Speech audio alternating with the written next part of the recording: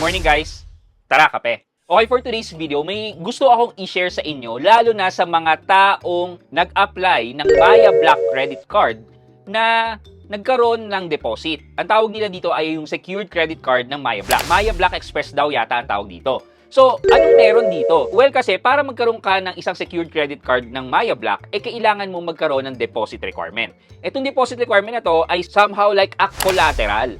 So, previously, 20,000 pesos, kailangan mo security deposit with Maya Black. Now, binaba na daw nila ito to 12,500 pesos as the starting security deposit. In addition, sa mga taong hindi sigurado sa Maya Black credit card at nagkamali lang mag-deposit dito at gusto nang ipa-cancel ang credit card na to, well, previously kasi, it would take around 31 days bago ibalik sa inyo ang pera.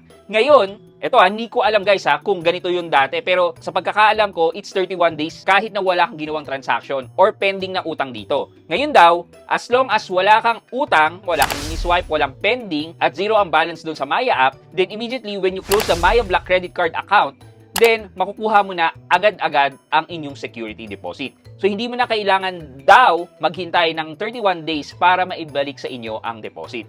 Well, it's a good thing, di ba? It's a good development. Kesa naman yung, alam mo na wala kang utang pero nandun pa rin yung pera mo, hindi pa rin ma-release yung deposit mo.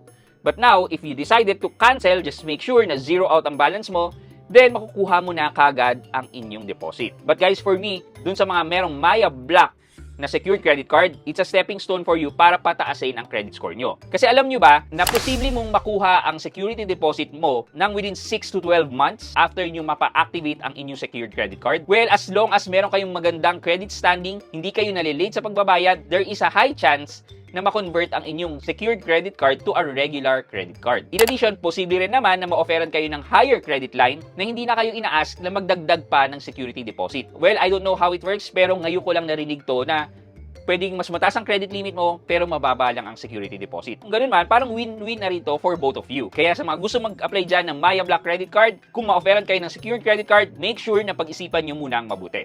Yun lamang muna for today's video. Good morning sa inyo.